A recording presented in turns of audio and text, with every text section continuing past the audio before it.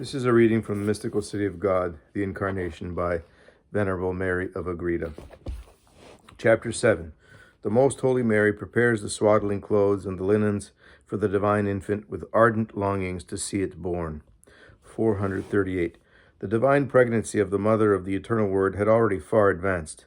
Although she knew that the necessary coverings and linens for the time of her parturition must be provided, she wished to proceed in all things with the fullness of heavenly prudence.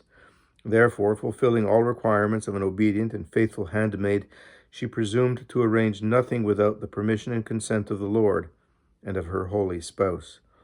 Although she could have acted for herself in such matters as pertain to her office of chosen mother and of her most holy Son, she would not undertake anything without speaking to Saint Joseph. Therefore she said to him, "My master, it is time that we prepare the things necessary for the birth of my most holy Son. Although his majesty wishes to be treated as one of the children of men, humiliating himself and suffering with them, yet it is just that we acknowledge him as our God and as our true King and Lord, by rendering him our devoted service, and by making careful provision for his wants as an infant. If thou give me permission, I will begin to prepare the coverings and linens for his protection and shelter. I have already woven with my own hands a piece of linen, which may serve as his first swaddling clothes. And do thou, my master, seek to procure some woolen cloth of a soft texture and an humble color, from which I may prepare other coverings, and later on I will weave a seamless tunic appropriate for him. In order to avoid any mistakes, let us offer special prayers asking His Highness to govern and direct us in the right way, so that we may know His will and fulfill His pleasure." 439. "My spouse and lady," answered Saint Joseph, "if it were possible to serve with my own heart blood my Lord and God, and thus fulfill thy commands, I would be willing to shed it amid most atrocious torments. And as I cannot do this, would that I had great riches to buy the most costly textures in order to offer them to thee on this occasion. Do thou give thy orders as thou seest fit, for I will serve thee as thy servant." Both of them betook themselves to prayer, and each separately heard the answer of the Lord, repeating what the sovereign queen had already heard many times, and which now was said in her hearing, and that of Saint Joseph. "I have come from heaven to the earth in order to exalt humility and discredit pride, to honor poverty and contemn riches, to destroy vanity and establish truth, and in order to enhance worthily the value of labor. Therefore it is my will that exteriorly you treat me according to the humble position which I have assumed, as if I were the natural child of both of you, and that interiorly you acknowledge me as the son of my eternal Father, and bestow the reverence and love due to me as the man-God." 440. Encouraged by this divine voice to seek the wisest course in the rearing of the infant God, Most Holy Mary and Joseph conferred with each other in what way they might conceal the most noble and perfect worship which was ever given to the true God by his creatures. Beneath the treatment which in the eyes of the world was due to a natural child of them both, for this was to be the opinion of the world, and such a conduct of the Lord himself had enjoined upon them. Having therefore come to an agreement, they lived up to this command of the Lord in such perfection that they were the admiration of all heaven. And further on I will say more of this, Numbers 506, 508, 536, and 545. They both concluded that according to the limited means allowed them by their poverty, they were to expand whatever they could afford in the service of the infant God, without going into excess or failing in anything, for the sacrament of the King was to be concealed in humble poverty, although at the same time they wished to exercise their burning love as far as was possible. Saint Joseph, in exchange for some of his work, accepted 2 pieces of woolen cloth, such as his heavenly spouse had described, the one white, the other mulberry-colored, mixed with gray, both of them of the best quality he could find. Of these the heavenly queen made the first little dresses of her most holy Son, while she prepared the swathing clothes and shirts from the piece of linen which she herself had spun and woven. Being woven by such hands, it was a most delicate piece of cloth. She had commenced work upon it from the day of her entrance into their house at Nazareth, for she had intended it for the temple as a present, although it could now serve for another much higher purpose. Nevertheless, she offered whatever remained of it after she had completed the furnishings of the infant God as a gift to the temple of Jerusalem, according to her original intention. All the articles and coverings necessary for her divine infant the great lady prepared with her own hands, and while she sewed and trimmed them, she shed tears of ineffable devotion, remaining continually on her knees. Saint Joseph gathered such flowers and herbs as he could find, from which, together with other aromatic materials, the zealous mother extracted fragrant essences. With these she sprinkled the sacred vestments of the victim of sacrifice which she awaited. Then she folded and laid them away in a chest, in which she afterwards took them along with her, as I shall relate farther on. 441. All these doings of the princes of heaven are to be thought of and estimated not as being without life, nude and bare as I here represent them, but of incomparable grace and loveliness, full of sanctity and exalted merit, of a greater perfection than human intellect can comprehend, because she performed all these works as the mother of wisdom, and as the queen of all virtues. In preparing for the appearance of the most holy humanity of her Son in this world, she celebrated the dedication of the living temple of God. The sovereign queen understood better than all the rest of creation the ineffable greatness of the mystery of the incarnation of a God and of his coming into the world. Not in a spirit of doubt, but inflamed by love and veneration, she repeated many times the words of Solomon when he built the temple: "How is it possible that God should dwell with men on earth? If all the heavens and the heaven of heavens cannot comprehend thee, how can the human body contain thee, which is formed in thy womb?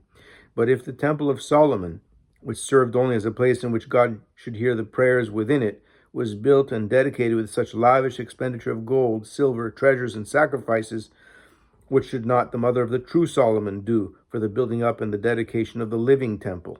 Colossians chapter 2, verse 9. Where was to dwell the plenitude of the true divinity, the eternal and incomprehensible God? All these innumerable sacrifices and treasures of the figurative temple, Most Holy Mary duplicated, not in gold, silver, or rich texture, since God sought no such riches in the living temple, but in heroic virtues and in canticles of praise, by which she fructified and extolled the graces and gifts of the Most High.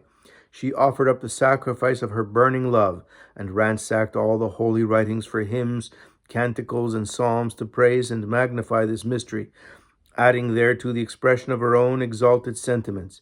In a mystical and yet altogether real manner, she fulfilled the ancient figures and types by her virtues, and by her interior and her exterior acts. She called upon and invited all the creatures to praise their God, to give honor and glory to their Creator, and place the hope of their sanctification in his coming into the world. In many of these exercises, the most fortunate and blessed Joseph, her spouse, took part. 442. No human tongue can describe, and no created understanding can reach the sublime height of merit which the princes of heaven attained, and the degree of pleasure and complacency which they afforded the Most High. If the least degree of grace which any creature merits by an act of virtue is more valuable than all the created universe, what treasures of grace did she not gain, whose acts exceeded in value not only all the sacrifices, offerings, and holocausts of the old law, and all the merits of the human race, but far excelled also those of the highest seraphim? The extremes of the heavenly lady, in hoping to look upon her Son and true God, to receive him in her arms, nourish him at her breast, tend him with her own hands, converse with him and serve him, and adore him, made man from her own flesh, reached such a pass that in the ardors of love she would have breathed forth her spirit and have been consumed if she had not been preserved from dissolution, assisted and strengthened by the miraculous intervention of that same God. Yes, many times would she have lost her life if it had not been preserved by her most holy Son, for many times she saw him in her virginal womb, and with divine clearness she saw his humanity united to his divinity, observed the interior acts of that most holy soul, the conditions and postures of his body, the prayers offered up by him for her, for Saint Joseph, for all the human race, and especially for the predestined. All these and other mysteries were open to her, and in perceiving them, she was altogether inflamed with the desire of imitating and exalting him, since she bore within her the devouring fires which illumine yet do not consume. Exodus chapter 3, verse 2. 443. Amidst this conflagration of divine love, she spoke sometimes to her most holy Son, "My sweetest love, Creator of the universe, when shall my eyes enjoy the light of thy divine countenance? When shall my arms be consecrated as the altar of the victim which is awaited by the eternal Father? When shall I kiss the earth trodden by thy divine feet? And when shall I, as thy mother, gain the coveted kiss of my beloved?" Canticle chapter 1, verse 1. "So that I may inhale thy own spirit from the flow of thy breath. When shalt thou, the inaccessible light, the true God of the true God, light of the light," John chapter 1, verse 9, "manifest thyself to us mortals after so many ages of concealment from our view? When shall the children of Adam, laden with the guilt of their sin, know their Redeemer?" Baruch chapter 3, verse 38. "See their salvation, welcome in their midst their teacher, their brother, and their true Father. O light of my soul, my strength, my beloved, for whom dying I live, Son of thy womb, how can I fulfill the office of a mother, since I know not how to fulfill the duties, nor merit the name of even a slave? How shall I be able to treat thee worthily, who am a vile and insignificant poor woman, poor worm? How can I serve and administer thee, since thou art sanctity itself, and infinite goodness, and I only dust and ashes? How can I dare to speak before thee, or stand in thy presence? Do thou, Master of my being, who hast chosen me, little one among the other daughters of Adam, govern my conduct, direct my desires, and inflame my affections, in order that I may please thee with all my powers.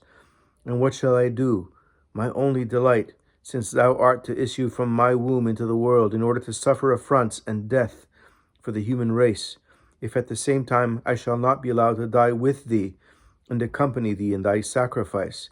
Since thou art my life and my being, let the same cause and motive that brings about thy death bring about also mine, for they are united as if they were one and the same. Less than thy death will suffice to save the world, yes, thousands of worlds.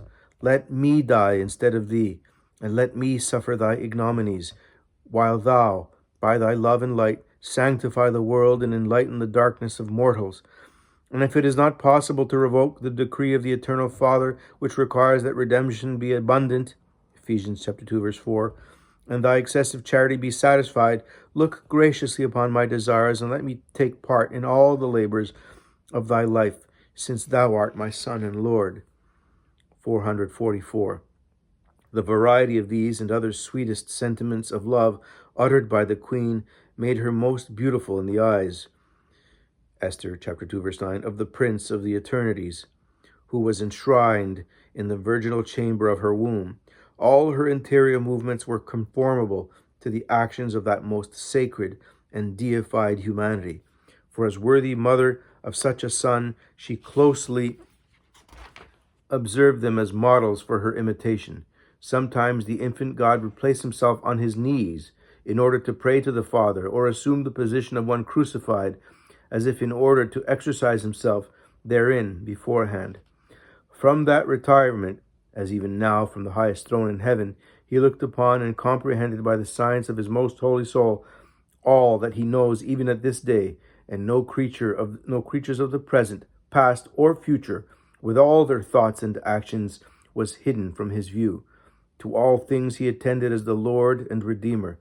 Since these mysteries were manifest also to his heavenly mother, and since she was also endowed with all the graces and gifts necessary for acting in concert with him, she brought forth such great fruits of sanctity that no human words can ever describe them. But if we were not perverted in our own judgments, and if we were not hardened as stone, we would find it impossible, at the sight and experience of these vast and admirable works, to remain untouched by loving sorrow and thankful acknowledgement.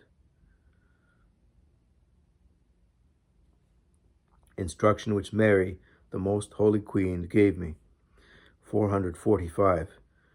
The lesson of this chapter, my daughter, should be that thou bear in mind with what reverence thou must handle all the things consecrated and devoted to the divine service, and at the same time estimate how reprehensible is the irreverence with which the ministers of the Lord offend in their disregard for the sacred objects. They should not forget or slight the indignation of His Majesty against them for the gross discourtesy and ingratitude which they ordinarily show by handling the sacred ornaments and objects of worship without attention and respect. And much greater is the anger of the Lord against those who possess the incomes or stipends of His most sacred blood, if they waste and squander them in vile vanities and indecent profanities. They seek for their sustenance and convenience what is most costly and valuable, while for the honor and worship of the Lord they are satisfied with what is most cheap, common, and ordinary.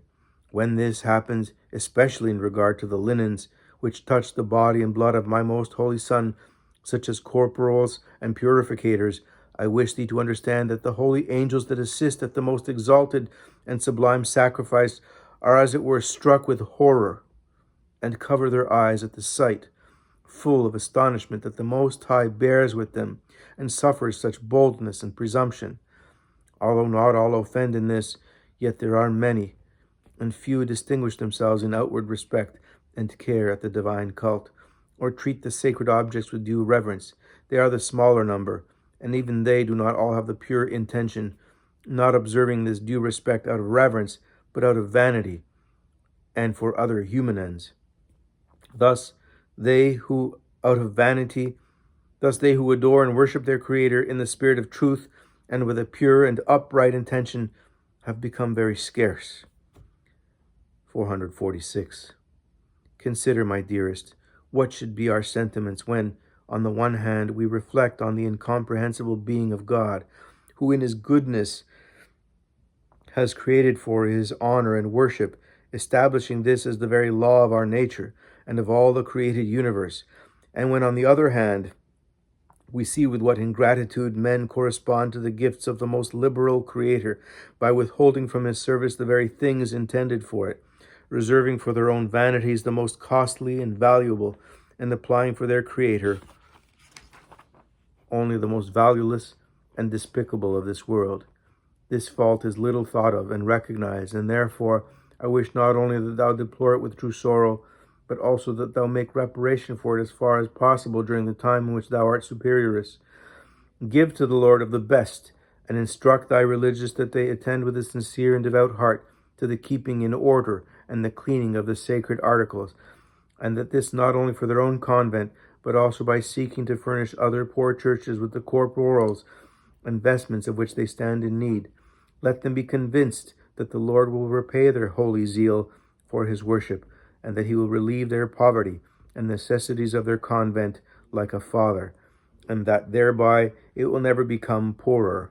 This is the most appropriate occupation and legitimate business of the spouses of Christ, and in this they ought to consume their time which may remain after fulfilling the obligations of the choir and other duties of obedience.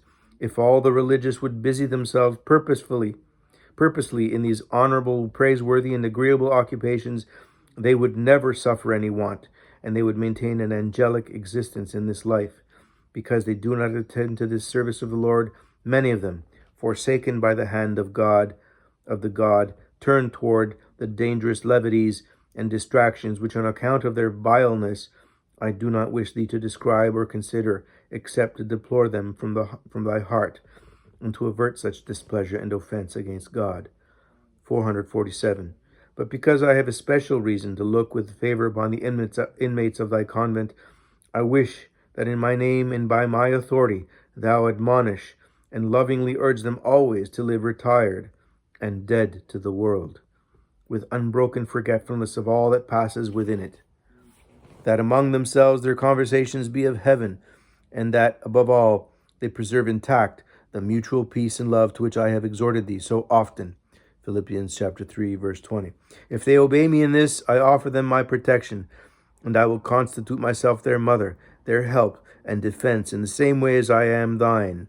And I will also promise them my continual and efficacious intercession with my most holy Son, if they do not displease me. For this purpose thou should exhort them to continual love and devotion toward me, engrafting it in their hearts, In being thus faithful, they will attain all that thou wishest for them, and much more.